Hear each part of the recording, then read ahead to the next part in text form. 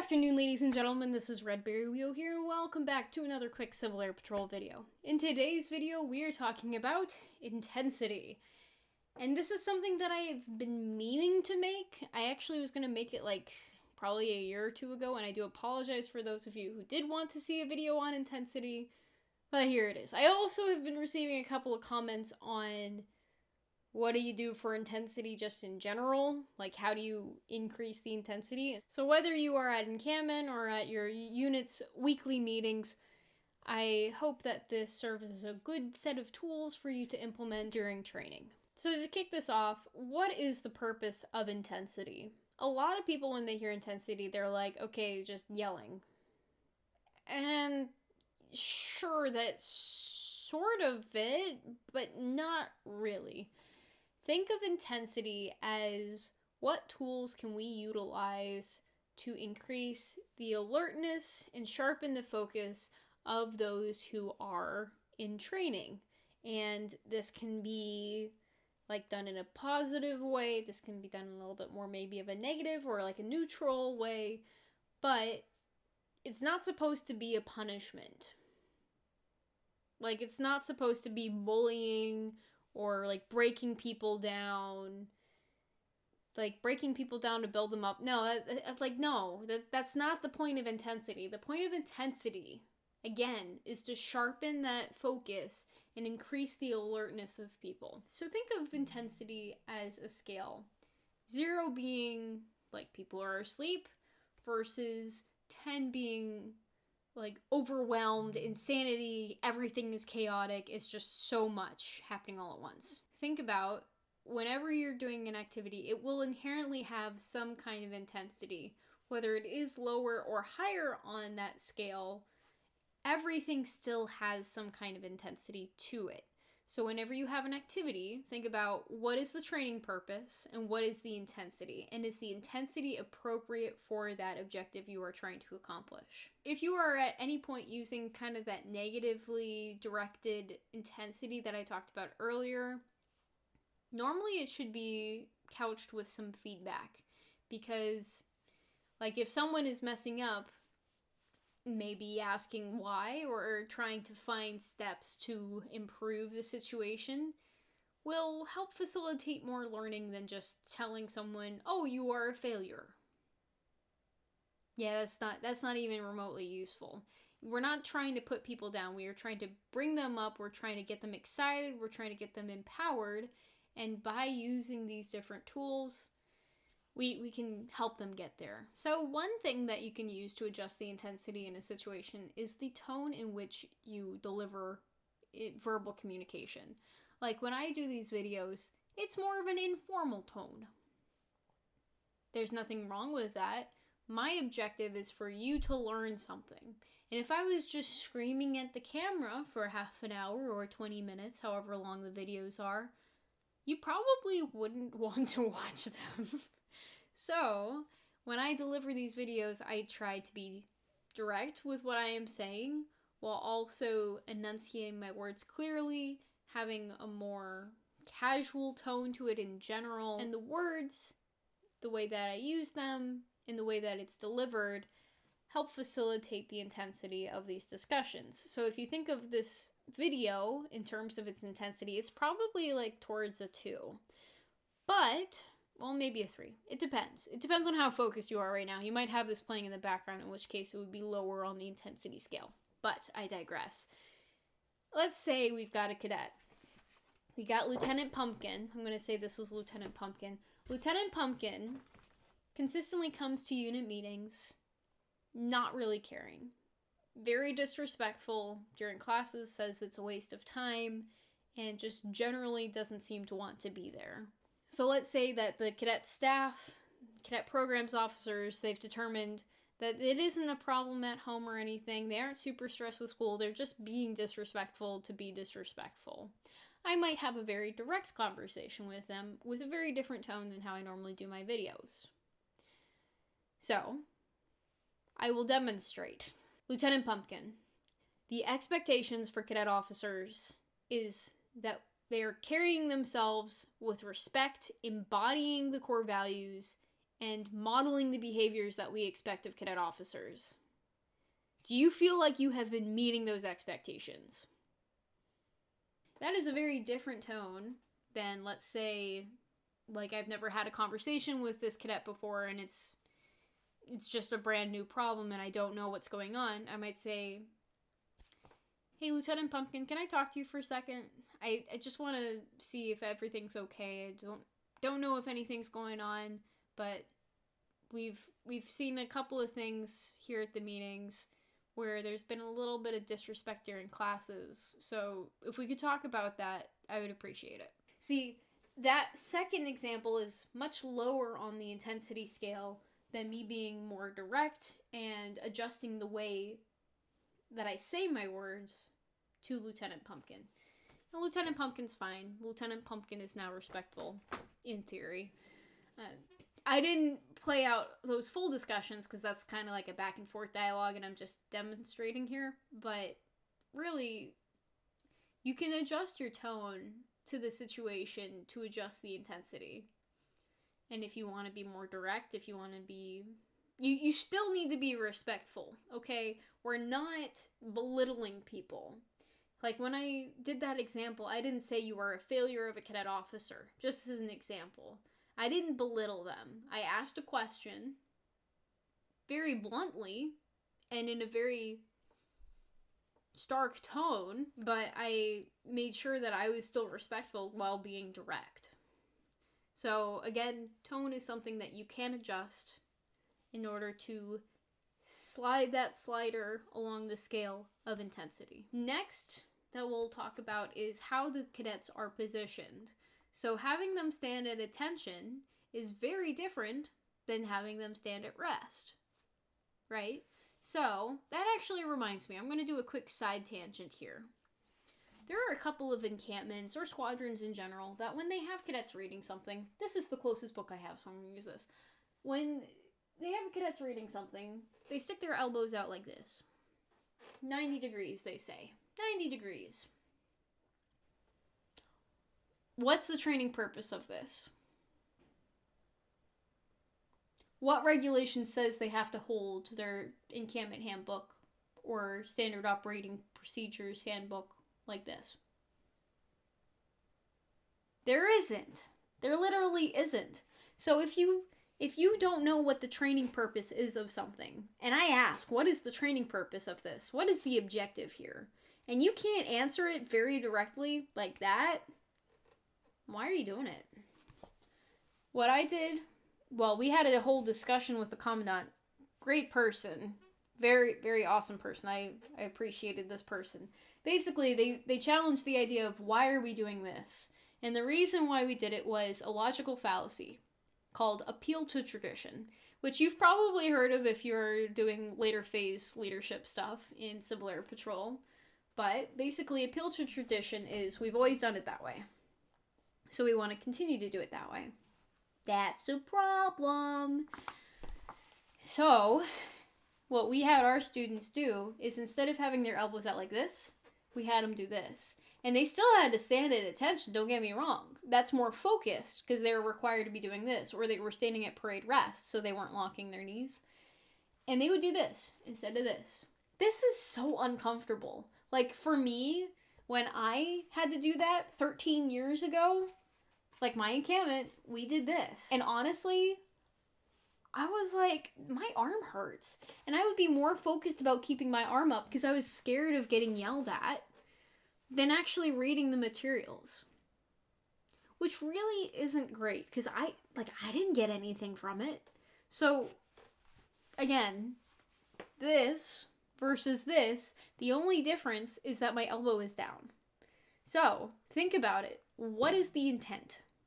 What is the intent of what you're doing? And does it actually accomplish the mission that you were trying to accomplish? So back to the positions of the cadets.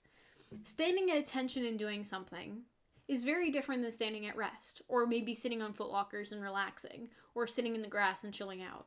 It's very different if you are going to the chow line and you are standing like in a column or like in a line, and you're standing at parade rest, and then when you are moving forward, you snap back to attention, you take 1 step, 2 step forward or something, and then you go to parade rest again. There is nothing wrong with being focused and having it like that, because they are focused, they are alert, and they're about to go eat. When people are eating, it should be relaxed, because you're not training when people are eating. I know that there are some places that it's basically like you will not talk to other people, you will sit in silence, you will sit at attention, and like if you're not eating, you need to have your hands in your lap and you'll chew with your mouth closed, and if you're eating, you can use your hands, but then when you're done, you put your hands back in your lap. Yeah, you can have certain etiquette when cadets are at the table, but what I did when I was a cadet commander was that they had a certain amount of time. They were given a time limit, and it wasn't long. They were given like 20 minutes to eat or something like that for each meal. So they weren't given a long time.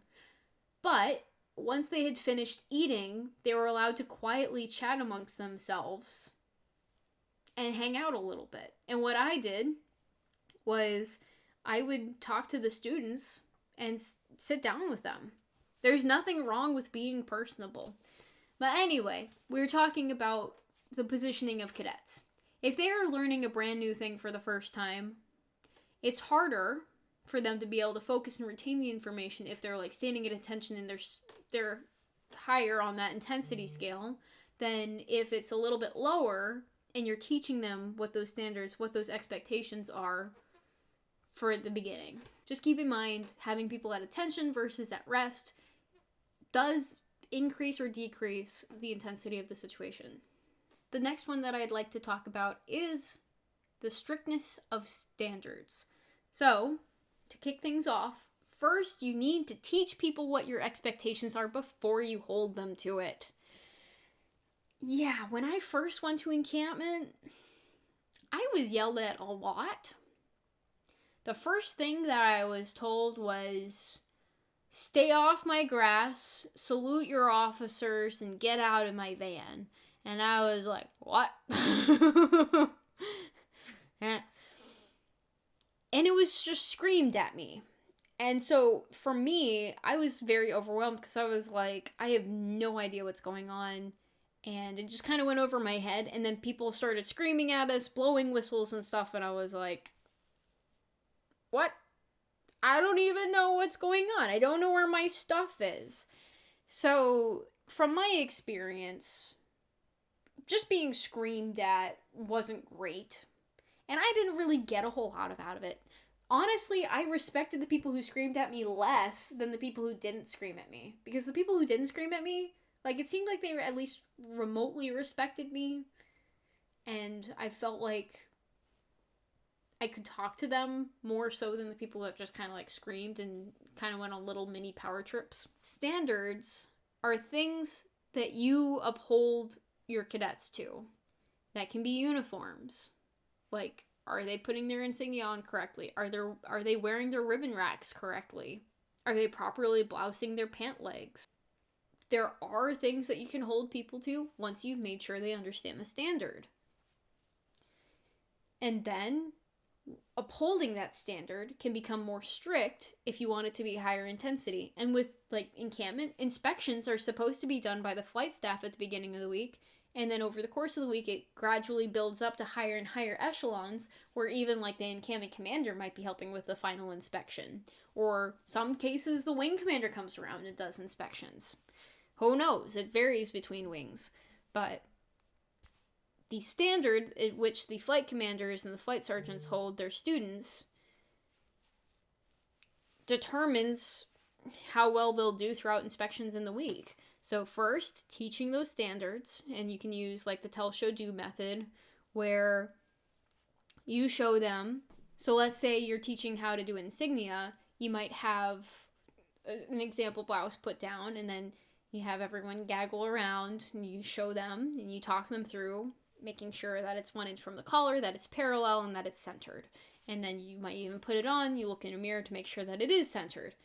Stuff like that. And then you talk them through it while they do it. And then they should be able to show you and tell you how to do it to show that they have mastered it. Because really, the way that you know that someone has mastered a skill is if they are able to teach it themselves. So you want your cadets to feel confident and proficient in whatever it is that you are teaching, and through repetition and reinforcement, they are able to learn new skills.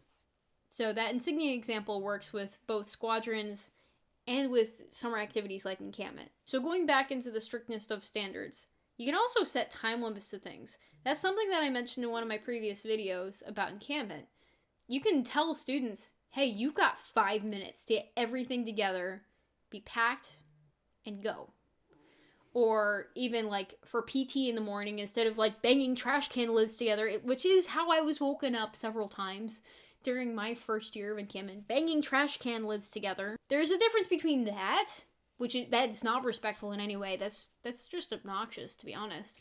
And flight staff saying, we have PT at 0600. Everyone needs to be outside by 5 before 6 with their PT belts, their canteens, ready to go. You can do that. You can set time limits for things. If people are preparing for an inspection, you say, I'm inspecting in an hour. So there are different ways that you can facilitate holding people to a higher standard and making sure that they're meeting that standard, and then even decreasing the amount of time that they have to complete tasks as they gain proficiency. There's also that attention to detail aspect of it. So if they have their insignia just a little bit off versus like a lot off, as they become more proficient in understanding the standards and how to maintain those standards, you can hold them to a higher standard by having higher expectations that they are accurate with what they are completing. Next area I want to talk about is academics. When cadets are learning things, there are lecture-based exercises, there are hands-on activities, sometimes there will be silent self-study, sometimes there will be group study. You can adjust the intensity of it based on if they're working by themselves or if they are working with the group. Normally, group settings are a little bit more relaxed. Sometimes it's not. Like, if someone is at parade rest studying, and a flight sergeant asks them, what are you studying? That's going to be more intense than going back to the barracks and having them just sitting on their footlocker, sitting on their bunk, reading the encampment handbook. Right? That's just inherently, the setting is different, the body posture is different, and thus it's going to be a little bit more intense in one situation than another. Then there's the physical aspect of it. If something is physically rigorous to complete versus not at all. And if you look at the physical rigorousness, if you think of PT, just talking about PT a little bit, what we should be doing in general is pushing people to perform their best, the best that they can during PT, and helping motivate them to live a healthy lifestyle. If you go to encampment and you've got people who can't do 50 push-ups, it is very unrealistic to expect them to be able to do 50 push-ups by the end of encampment. That is just not something that's going to happen. Unless they were like at 48, but like, no. If someone is not going up to that level, push them to do the best that they can. And if they can't do a normal push-up, what can we do to accommodate and make them feel engaged, make them feel empowered, and still be inspired to live a healthy lifestyle? Some people do modified push-ups. Some people, they might use a wall and they might do modified push-ups that way or on their knees. We can find ways to creatively engage and empower people to be involved with PT if they aren't able to do everything. And one of the key components there is also to be inclusive.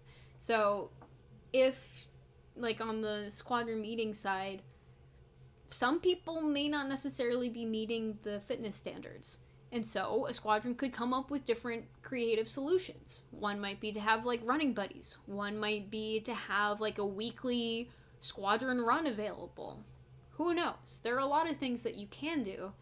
And by setting stuff up, setting up systems, and just trying to collectively have everyone live a healthy lifestyle, you can support everyone's general well-being.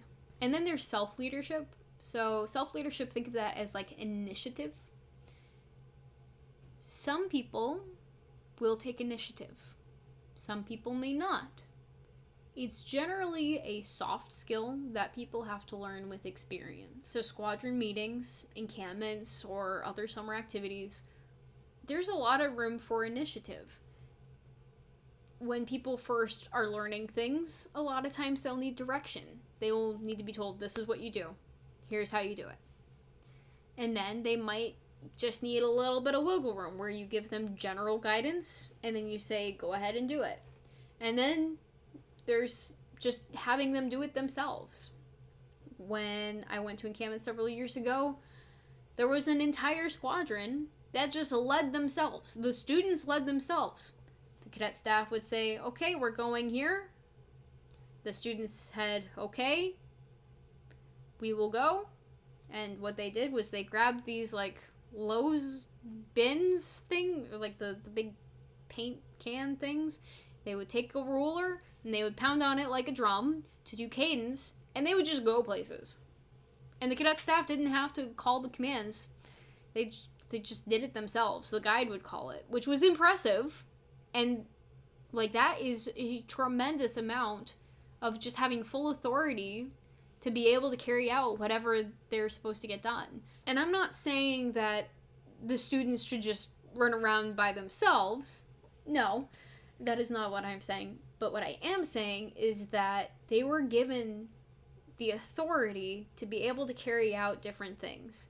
They were always prepared for inspections. They would go outside by the time that they were told, and several students rose to the challenge, trying to lead the others, and they were empowered to get stuff done. So there's a difference between giving orders and telling people directly what to do, which is something that sometimes is required. But there are also occasions where you can set those boundaries and let them explore and learn in those boundaries, and then eventually, hopefully, be able to take initiative and understand, here's what I need to do, this needs to be done now, so I'm going to do it, without being told directly to do it. So the last one that I'm going to talk about briefly is feedback. So we can give positive and negative feedback. When you're giving positive feedback, like praise, it's good to do in public. You can if you want. But if it's negative feedback, my recommendation is, unless it's like a general comment for a group, keep that more private. And that's just a general good practice for feedback. Let's say that you have a flight, and the flight is struggling pretty hard on column movements. And let's say like half of them go the wrong direction half the time, and a lot of them aren't doing it correctly. In that case, you'd probably give feedback to the entire flight, being like, okay, here is how we do a column movement. And you're not going to go individually to each student saying, do you understand how to do a column? Do you understand how to do a column? Do you understand how to do a column? You would just provide that instruction to everybody. But if there's like a specific thing that someone needs to fix that no one else needs to fix, you could maybe come up to them and be like, hey, here's something that I've observed. This is how you fix it. And they'd be like, okay. And then go on from there. There is also the way in which the feedback is provided. When I gave that example earlier, I was being very direct. And I did ask a question, but it was still very pointed in which it was delivered. So there are different ways in which the feedback can be delivered. So think about the different tools, because tools aren't just used by themselves. They can be used in combination to be most effective. So you might use a higher level of intensity. And like you can even be positive with it too. You can be like, I know we can do this. Yes. That is still more intense. It's just more of a positive end of intensity. But these are tools for you to utilize to accomplish the mission, hopefully in an effective way. So that's going to do it for this video, guys. Thank you so much for watching. And that is all, folks. Until next time. Toodles.